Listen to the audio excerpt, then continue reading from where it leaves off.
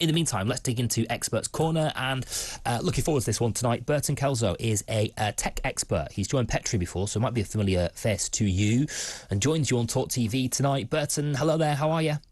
I'm doing good. How are you doing? Yeah, really, really good. All the better for having you on the show, my friend. Thank you for giving us your time and your brain tonight. Really appreciate it. We've got some questions stacked up already. Also, we'll take some as well. If you want to ask Burton something, I'm sure Burton doesn't mind being put on the spot and asked the question. The number is wide open to you as ever. 0344 499 1000 is the number. You can text as well as ever. Talk and then your message to 87222, but always best to call 0344 499 1000, and Burton can answer your questions on tech. Burton, can we start with a story that's been pretty big the last couple of days here in the United Kingdom, and the platform makes the front pages of one of the papers, although on a slightly separate issue. This is TikTok, and the Parliament in the United Kingdom suspending its official TikTok account because of concerns around data and links to China. I guess answer me this question first, Burton. What are the risks for the UK Parliament of having a TikTok account when it comes to data and what information China can gather? Well, hopefully Parliament's not using TikTok like our old American president was using Twitter, you know. But the dangers of TikTok with Parliament is the simple fact that, like most social media accounts, they're monitoring everything that's going on as far as passwords, information that's being shared back and forth, key logging information. So essentially, if Parliament sets up a TikTok account, that means whatever information that Parliament decides to set up with TikTok, then the Chinese company that owns TikTok is going to have access to all of that data. And it's really not clear if information is being gathered, but it's better to be safe than sorry, so it's best just to get rid of the account. Okay, what sort of information would it be gathering? Or could it be gathering? Well, for example, if you set up a TikTok account, you have to set up a username and password. So in human nature, if you're using the same username and password for TikTok that you are using for another social media account, then that could lead to other accounts that may be used in Parliament to getting hacked into. But other information, I don't think Parliament's using, like password information, credit card information could be shared in TikTok. And it's not like if TikTok were installed on someone's device or computer that they could get into the actual computer. But it's just the fact that TikTok is just one of those apps that has the ability to look and has been accused at looking at other apps and information on devices. So that's one of the major concerns that Parliament would have against using TikTok. Okay. Can you just give us a bit of context to a story that we've just been talking about as well then, Burton, which is TikTok and its relationship with these accounts that have been, this is a Mirror investigation, excuse me, that's revealed that schoolgirls are being paid by perverts to pose, it says, in uniforms on the popular video app. TikTok yesterday was forced to delete accounts that were exposed in the scandal. And so this is, I mean, a fairly simple equation, I guess, is that, young TikTok users being targeted by people who want images of them in their school uniforms. I mean, what can you take us into the process then? What can TikTok do about that, about safeguarding its younger users? Well, there's not, I mean, you can obviously with the App Store put parental controls. So if a parent has parental controls installed on their kids' devices, then they would not be able to download the TikTok app onto their smart device. So that would be protection number one that they could do. Protection two, TikTok could scan accounts like most social media platforms do to find out if the users are young or not. Maybe the user is set up an anonymous account with like adult information, but you can tell from the poster what information that they're sharing. So you can kind of find out if it's a adult versus a child. And if it were a child, then TikTok can put limitations on that account so that children aren't putting themselves in danger. Because most parents don't know this, but if you're sharing video or images on TikTok, then you've got the geolocation tag that will or can give information out to, I guess, criminals online to find out what their exact location is. So, I mean, the social media giant can do quite a bit, but I mean, that's not in their agenda. Their agenda is to get people to share videos, target ads to them so that they will buy products and services that are being directed to them, like all of the other social media platforms out there. Okay. That just takes us quite nicely on, actually, Burton, doesn't it, to another story that I know you flagged, which is really interesting, about Amazon and the Ring doorbell. So this Ring doorbell, which is a sort of like, in fact, I'm thinking about getting a Ring doorbell. They're really good. They look really good. And I'm not being paid by them, by the way. I've no vested interest to declare there. Just a genuine bit of personal analysis, where they sort of offer you a camera, right? So you hit I think we know what a Ring doorbell is. You hit the doorbell and you can talk to the person on the other end, and you can see the person on the other end, and all that sort of stuff. A sophisticated bit of technology, but a story this week about Amazon sharing those videos, those images that the Ring doorbell and the Google Nest, I think, also throws up. What's this? So if you should get a Ring doorbell, because obviously it's going to offer you good protection. I mean, and then if you're like me, I don't answer the door. I'd rather stare at you through the Ring doorbell than to answer the door. Yeah. But the story is that I think it was a congressman here in the States wrote Ring to see if they had shared any of their videos with law enforcement. And in fact, there were 11 instances where Amazon or Ring, because Amazon owns Ring, that they shared 11 videos or surveillance videos with law enforcement without contacting the owners of these Ring doorbells. So the question is where is the role of privacy when it comes to your smart doorbells? Because not only do we have smart doorbells like Ring and Google Nest, you've got Blink, which Amazon owns. So what if they decide they want to share video from like your external home camera? So it just opens up a big mess as far as how far should tech giants go as far as sharing personal information with law enforcement? Because I think the terms of service states they're really not going to share that information unless obviously a warrant is going to be issued in order to get that video. So where do we draw the line, and how private are our videos? Okay, that's interesting. And on the issue of sharing data and sort of our personal information, I guess, being exposed, a story about Facebook and Instagram accounts being hacked as well this week. What's this? So it's been going on for a while, but the closest story that I can give you to that is Morgan Fairchild, the actress, the American actress. Her Twitter account was hacked yesterday, and criminals were sending out messages in order to get people to invest in Bitcoin. So obviously, if a criminal were to get access to your friend's account or a high-profile actress like Morgan Fairchild, then they can trick people into clicking on suspicious links in order to get access to personal data. So if you're buying Bitcoin, you're going to be giving up financial data. Criminals use other links when they commandeer social media accounts to get people's money. But truth be told, in most instances, social media accounts are duplicated in order to lure people in. It's very few instances where an actual social media account is hacked, where you don't have access to the information or to your account anymore, and criminals are using your account to, I guess, spread the seeds of dissent and steal the money from hard-working people. So, I mean, that's been going on for a while, but it's really picked up probably within the last 6 months. Okay, very interesting. Burton, we've got some questions lined up. We'll speak to Darren in a sec, who's called. Cracking question from Gary, Andre as well, not Walker, I think, a different Andre. And you as well, please, 0344 499 1000. Burton is a tech expert. He'll take some questions from you tonight. Anything you want to know on the world of tech, technology, anything goes. 0344 499 1000. You're on talkTV with us next. Biggest issue in Britain right now, undoubtedly, is cost of living. It is energy and all that goes with that, inflation. Look, I don't want the government to do very much, step back from most of our lives. But, there's a point when you say, actually, these guys are getting a grip of it somewhere along the line. You want to believe that the system that is meant to be running things, the Chancellor, the Prime Minister, are going to somehow step in and make life just a little easier for the average person. I'm Tom Newton-Dunn, and this is talkTV. The most memorable moment in my career, without sounding completely conceited, has to be interviewing President Trump in the Oval Office in the White House.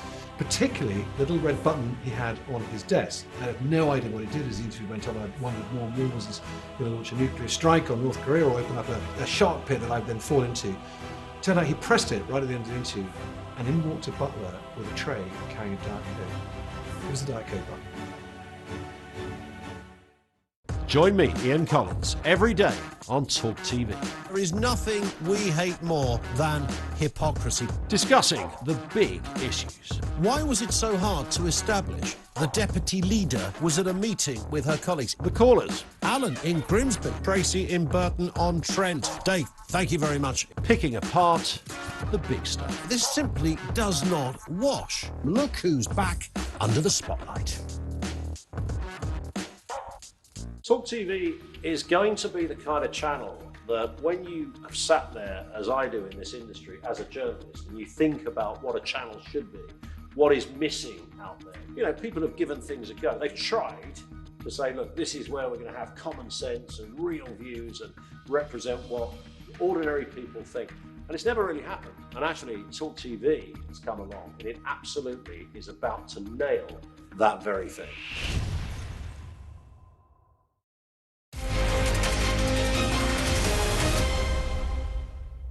Hello there, this is talkTV, live from the Talk Radio studio. I'm Darryl. Burton Kelso is a tech expert and taking your calls and your questions tonight on the world of tech. 0344 499 1000 is the number. You can text as well, talk and then your message to 87222. Burton, thank you for being with us tonight. Really appreciate it. No problem. Let's crack on with Darren is back, who's called 0344 499 1000. Darren, you're on with Burton. What's your question? Hello, Darryl. It's obviously Darren from Fleet. I've got a really good question for Burton, actually. Hit me. Go for it. Obviously, there's a big thing about space exploration. Going to the moon, going to Mars, places like that. Mm-hmm. And one of the key things is when we go to these places or whatever, it's about basically we need to basically do 3D printing. So 3D printing is the coolest thing ever. I don't really understand it because basically when you print off a Word document, obviously it's just an ink cartridge, isn't it? So what is a 3D printing cartridge? What is it? Well, how does that work? How does 3D printing work? Right, okay. That's my question. That's my question to you, sir. Okay, go for it. Burton, go on. All right, yeah. So basically a 3D printer uses like plastic or resin cartridge that you would install inside the printer. So you can obviously use a single color or multicolor cartridge depending on what you're going to print out. So the challenge is with space exploration and 3D printers is either A, you've got to send the data from Earth to whatever craft is going in outer space, or B, you've got the blueprints and designs for specific tools. Like I think they have a 3D printer on the International Space Station. So if there's a tool that's needed, hopefully they've got the blueprints loaded on the International Space Station or whatever spacecraft, and they can print the tool or part that's needed because they've got the information on hand. So that's 3D printing in essence. Burton, can I just say one thing? This is the coolest conversation I've had ever. Thank you very much indeed, sir. I wanted to know the answer to that for so long, and you just helped me, so thank you. Brilliant. Good. No problem. My pleasure. Hey, that's what we're here for, isn't it? That's what we're here for. Right. Thank you, Darren. Appreciate it. 0344 499 1000. With all due respect, Burton, to the both of us, I think Darren perhaps needs to have more conversations. If that's the coolest conversation he's ever had. A wider depth of conversations might not go amiss, Darren. But really good to talk to you, my friend. Thank you for your call. Really appreciate it. 0344 499 1000. Burton will answer your tech question on that number. 0344 499 1000. Particularly as Darren pointed out there, if there's something that you always really wanted to know about, but you haven't quite had the answer that you've been looking for, or something in the world of tech that you're there's a bit of a blind spot for you, perhaps something you're grappling with right now. Burton is brilliant. He can answer that question for you. 0344 499 1000. Gary's got a question. Gary says, this is really interesting, are we doing enough to recycle tech, and how do we do more? I've got a drawer full of old phones, says Gary. What do I do with them? Nothing. And we're not. Gary's absolutely right. We're not doing enough to repair tech, or companies aren't doing enough to make tech repairable. I mean, obviously there's a movement now called Right to Repair, and that's to influence tech companies to make devices repairable. Because obviously if you have, say, an iPhone or any other tech device, then if it breaks, it's almost impossible to repair. Used to be with old computers, you could just get your handy toolkit, I have one here, and you could just take it apart and repair it yourself. But now tech companies are using double-sided sticky tape and resin and glue to glue these devices together, so it makes it impossible to repair your device. So unfortunately, the only thing you can do with most tech items is to recycle them rather than trying to fix them. But, good luck finding a earth green recycling center that's going to not only recycle your tech, but also make sure that your information doesn't fall into the wrong hands. Right. So are you saying that there is that drive to sort of fixing things more? Because this is a big problem in society, isn't it? We have this sort of issue with the conversation a lot, don't we? That we throw things away too often, where we would have fixed them before, that there is perhaps a bit of a sea change? Well, I don't know, because it's too profitable for everyone to just make throwaway devices. I mean, think about it, Darryl, even like home appliances. It used to be if you had your old Maytag or whatever home appliance, Speed Queen, it lasts about 20 years. Now the average home appliance is only going to last about 5 years. So what do? I mean, if you try to repair it, the cost of repair is going to be more than just buying a new item. So what do most consumers do? They go out and purchase new items. And so our landfills are filled with old tech that's causing issues with the environment. And I mean, something needs to be done as far as making sure that these devices either A, last longer, or B, they're set up in a way where you can interchange them, like say a 1930s Ford or any old tech or old appliance where you could just fix it. That's the really key point, isn't it? Profit. We're just so in the grip of these people, aren't we? Just so in the grip of them, churning stuff out and just making us buy and buy and buy and then subscribe and subscribe and subscribe. And Darryl, don't forget to keep you plugged in as well. I mean, that's the whole purpose of technology, is to keep you on your devices 24/7. Yeah. God, it's a bit scary, isn't it? Okay, just kind of on that point, on the sort of scary end of tech, we'll talk about some good stuff in a minute. Rachel has talking a message 87222, says, I'm not a tech wizard, but I know a few years ago Chinese hardware and software was being cleared for use at GCHQ. That's our kind of that's our sort of secret service, effectively, our sort of spy, or our FBI, kind of, our spies basically. Of all places, as far as I'm aware, they are still using some Chinese software and hardware. Very scary given the global situation. Is it scary? I mean, is it a concern that our big institutions, our sort of security institutions, are using Chinese hardware and software, or is that something that is being sort of overblown? Where else are you going to go as far as tech items are concerned? So I don't think that is an issue, because I think you kind of are looking into the whole espionage, MI5, MI6, sort of James Bond deal, where you're thinking the Chinese government is installing these trackers and listing devices on actual tech. Because when items are made, like tech items, like smartphones, computers, it's just the same layout for all devices. And then the manufacturer, whether it be Apple, Dell, or whoever, they just get motherboards and semiconductors from China, and they can just interchange them in any device. So it's not like you have items that are going to the British government or British Secret Service, or same thing with American CIA or FBI. It's all the same. So, I mean, there's really nothing you have to worry about there. What you have to worry about are the hackers that get into these government officials and try to hack and spy on the information that's there. Because if you think about it, it's the data that they want, not necessarily the actual hardware itself. Yeah, and that goes well beyond China, doesn't it? I mean, that's an issue. There are several rogue states, aren't there, that do that kind of thing.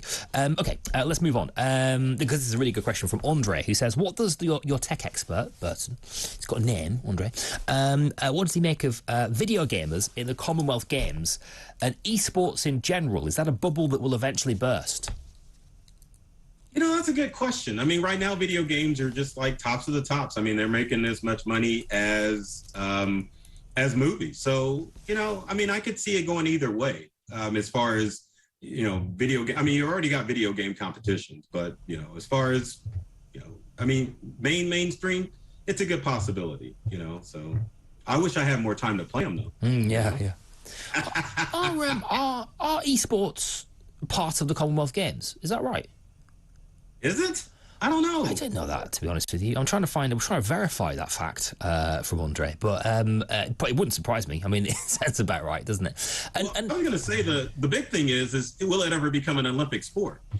Yeah, that because there are calls. There are calls to make esports an Olympic sport. Are there also issues, Burton, with and I've seen a few sort of stories about this, and issues, and it's clearly a problem, and our security services and those who are sort of part of keeping an eye on extreme views and extreme behaviour, and our policing and security forces pointing towards video games and video gaming culture as being a really hot breeding ground for extreme views. There is an issue with that, right? And how much of a concern should that be? Oh, it's huge, because if you think about the whole video game industry, you've got two aspects of it. You've got online gaming, which can become very competitive. So if you have two or more players going after each other, you could have a practice, called swatting, where criminals find your IP address and send the police or whoever to your home claiming that there's a terrorist threat going on. But also, too, with the whole direct messaging community, there's all sorts of nefarious activity that happens in direct messaging. So, I mean, it's really an area that law enforcement needs to pay attention to, because it's almost like the Wild Wild West whenever you play video games. I mean, you never know what's going to happen. And you have to add the aspect of younger children playing video games like, say, Fortnite and Roblox, and their young minds not being able to comprehend what's going on, and the fact that young children are being groomed through video game play and direct messenger. So, I mean, it's an area that law enforcement really has to pay attention to, because there's different facets of crimes that could definitely happen on video game systems. And it doesn't matter if you're playing on a Switch or an Xbox or a PlayStation, everyone's kind of at risk. Decent documentary, isn't there, at the moment on Netflix? You've probably seen this. Web of Make Believe. You've seen that, I guess. And there's an episode there about swatting and about how video games, the sort of video game culture, and one of the sort of, one of the worst offenders for it, remarkably, sending SWAT teams round to people's houses. People getting killed by SWAT teams as some sort of, infantile, childish revenge for a game. People who just like to disrupt and mess about and cause problems. Web of Make Believe on Netflix, really worth a watch. We have some. Producer Mark has done some really quick research, Burton, and I can tell you that there is this year an inaugural Commonwealth Esports Championship, which is different to the Commonwealth Games. It's sort of happening alongside the Commonwealth Games as a bit of a trial to see if it could potentially join the full lineup of the Commonwealth Games by 2026. So, maybe. I don't know. Video game players are pretty competitive. I mean, you don't see track runners out beating each other up if one... Or sending SWAT teams around to each other's houses. Or tennis players going and smacking each other with rackets. I mean, you don't see that. So it'll be interesting to see how this EA Sports Commonwealth thing is going to work out. I don't know. Hope they have extra security. Yeah, quite exactly. Okay, very quick final point, Burton. We don't have very much time, but there's a question here. No name on it. It says, any tips for using tech to stay organised? I like to use to-do lists and folder apps. Any suggestions? Yes, it depends on what you have. If you have an iPhone, just use the iCloud suite of products with Apple. And if you have an Android phone, just use Google Docs and all the Google products in order to keep organized with all of your notes and appointments and contacts and whatnot. Good stuff. Burton, you are brilliant, my friend. I try to be. You are. You're really good. You don't need to try too hard. You're just good. You're just great. Where do people find you? If people want to sort of tap you up online and perhaps ask you questions on Twitter or whatever, bother you on Twitter, where are you? Oh, we lost Burton. You're not seriously telling me that we are ending. Oh, he's back. No, he's back. I'm back now. What was the quick question? I cannot believe that we have ended this tech segment, Burton, with your technology failing on you and you freezing on us. You couldn't have written that, could you? You actually couldn't have written it. The question was, where can people find you if they want to bother you on Twitter and send you questions and stuff? Where are you at? Just find me on Burton Kelso on every social media platform, including TikTok. If you can believe that. Yeah, I can believe it. I can. You need to be there, my friend, for research, if nothing else. Right. Burton, thank you for your time tonight. Really appreciate it. Good to chat to you. Burton Kelso, who is a tech expert with us on talkTV. Burton Kelso, go find him on Twitter and stuff and send him some messages because he's brilliant. He's a really good guy.